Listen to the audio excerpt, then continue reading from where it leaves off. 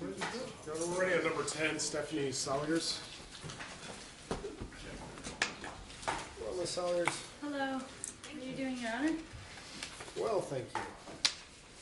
This is a plea to an amended information which I'll file at this time.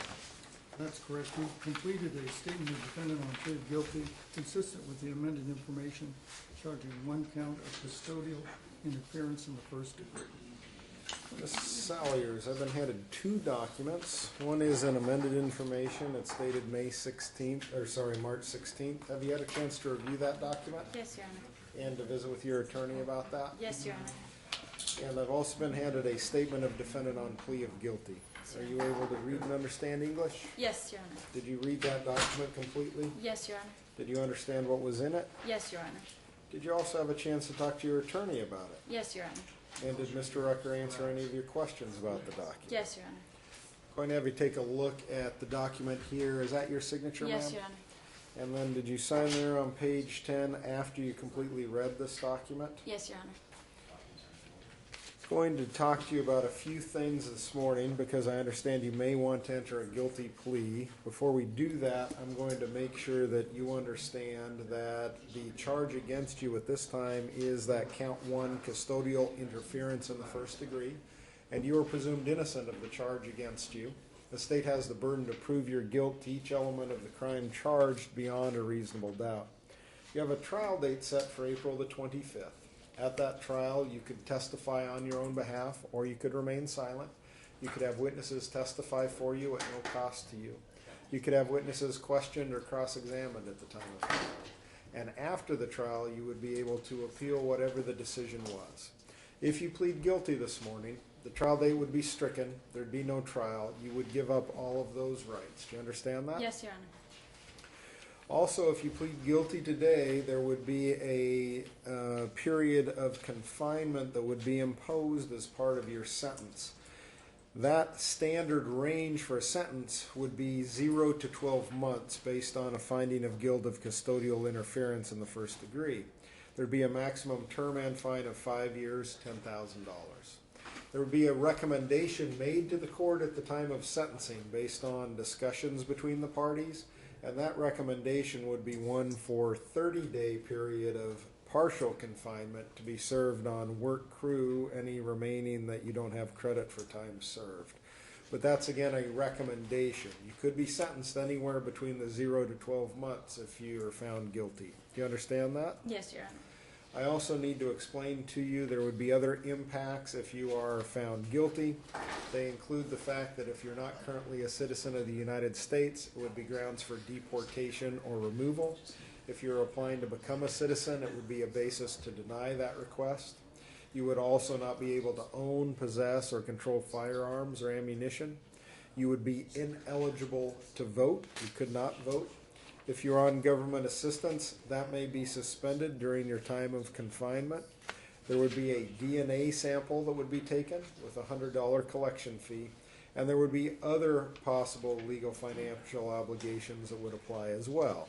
Do you understand all of those consequences for a finding of guilt? Yes, Your Honor. Based on what we've reviewed then and what's contained in your statement on defendant of plea of guilty, I'm going to ask you as to count 1 in the amended information, as to custodial interference in the first degree, how do you plead this morning, guilty or not guilty? Guilty, Your Honor. Do we have some tissue close by, please? Thank you. Thank you, Ms. Sailors. You're certainly welcome to use those as you'd like. Are you making that guilty plea voluntarily? Yes, Your Honor.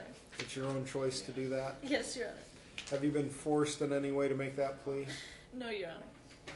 I'm going to read the factual statement supporting your plea. I'll read that and then ask you to make sure it's accurate, okay, ma'am? Yes. So listen while I read the following. It states that I, Stephanie Merelda Salyers, in the County of Clark, State of Washington, have reviewed the evidence against me with my attorney, and I believe there is sufficient credible evidence from which a jury could find me guilty. So I want to take advantage of the plea bargain and enter this guilty plea pursuant to State versus Newton. So because you intend to enter a guilty plea based on that basis, Ms. Salyers, I'm going to have the state supplement the record so that we can talk about that a little bit. So I'll listen to Mr. McCarty. Go ahead. Do you need a minute, Mr. Rucker? No, and when he's done speaking, the judge speaks, then I'll have a chance to speak as well. Okay. Yep. All right. Go ahead, Mr. McCarty. So, Your Honor, I would also like to incorporate by reference the probable cause affidavit to support the Newton plea. What the state would anticipate presenting at trial would be that on February 19th of 2016, Clark County Superior Court held a shelter care hearing regarding the defendant's 3 children, ages 1, 4, and 5. In that hearing, Commissioner Scheinberg granted temporary custody of the children to the state of Washington. The state then selected a Ms. Tiffany Lawman as the temporary foster parent for the children. Ms. Lawman is the ex-sister-in-law of the defendant. On February 20th, Ms. Lawman took the children to the home of Ricky Salyers and Sarah Kolda. Mr. Salyers is the brother of the defendant. Ms. Lawman asked them to watch the children because she had prior scheduled plans that she needed to attend to. The children ended up spending the night at that home. The next day, the defendant came to her brother's home and convinced him to allow her to visit the children.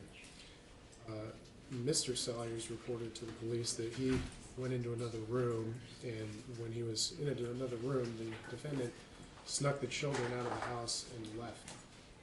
It appeared that she had taken them out of a bedroom window without anyone noticing. At that point, it was unknown where she had taken the children. Police later drove to the defendant's residence.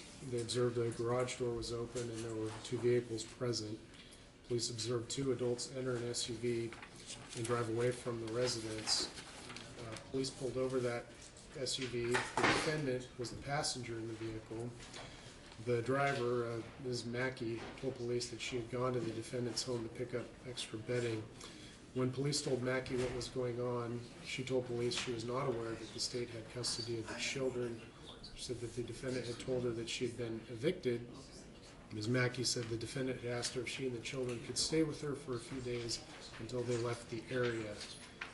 Mackey told police the children were with the defendant's husband and that he was bringing the children to her house. Police went to the Mackey's home and found the children unattended. That is what the state would anticipate showing at trial, all of these events occurring in Clark County, Washington. And I'm familiar with the probable cause statement, having initially found probable cause, and I've taken a look at that. So, Ms. Salyers, I'm going to ask you a question at this point, and that is as follows. Do you acknowledge that if the jury were to believe the facts as just identified by the state, that there is a possibility, credible evidence that you could be found guilty of the original charges with the 3 counts of custodial interference in the first degree? Yes, Your Honor. Based on the information that we have reviewed, then I am comfortable that you are entering the plea this morning knowingly, intelligently, and voluntarily as to the single count of custodial interference in the first degree, and will therefore accept the guilty plea at this time.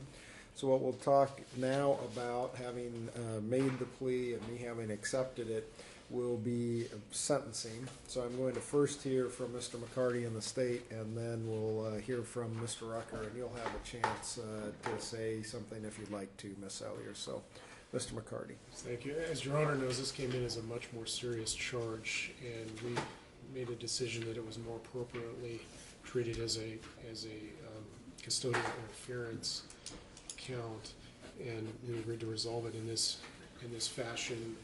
Note that the amended charge does include all 3 children in it. Our recommendation is going to be 30 days. We're okay with the balance being on work crew. She has credit for 26 days served today. I'm asking for standard conditions, including formal no contact orders with the children.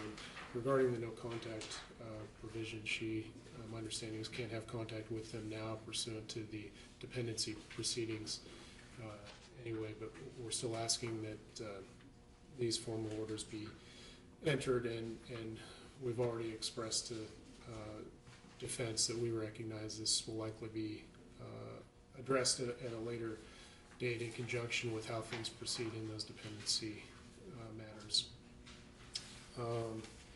As far as victim notification, we sort of didn't notify the children, but we've notified law enforcement and DSHS, so they're aware of what occurred today.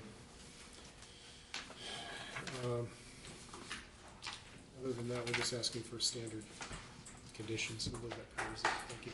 Thank you, Mr. Rucker. Thank you, Your Honor. The removal of a child from a parent is a very emotional time.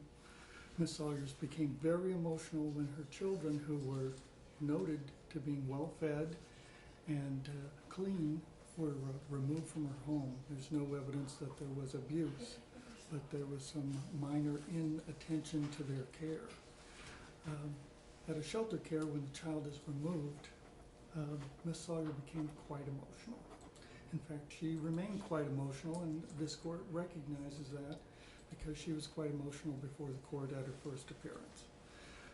She made an error in judgment, and that was a criminal error. She went to the place where her children were and took the children because she wanted to be with them, and she thought it was unfair and illegal to have her children removed. She is now focusing on her children rather than saying, what have they done to me, meaning the department. The issue is, what can I do to get my children back? What she needs to do now is use her head, and that's what she's been doing. As the court sees, she's still emotional, but she's using her head and making the right decisions to move forward in this case. She didn't have a lawful authority to remove the children. She wants to get out and start working with the department rather than fighting against them. We think that the couple of days of work crew is evidence and a good test to make sure that we're going to be able to follow direction of a department, even if it's uncomfortable for us. So if the court finds her 30 days with a balance on work crew, she just has a couple of days. We think, she thinks, that's important to show that she can follow direction, and that'll be one of the great assets in getting her children back in her care. She's a homemaker. She has military service, but she is not employed. She's going to be doing a lot of work to get the children returned to her care. And we'd ask the court to waive non-mandatory fees, fines, and costs. I've been in contact with her husband. He also wants to begin working diligently to put the children back in their home. I expect it could be handled through the DSHS dependency services. Thank you. Thank you, Mr. Rucker. Anything you would like to say, Ms. Salyers? I would just like to say that I'm willing to do whatever it takes to work with the departments to make sure that everything is done properly and in the order in which it's requested, and I don't want any trouble. I just want to make sure my family is back together in proper working order.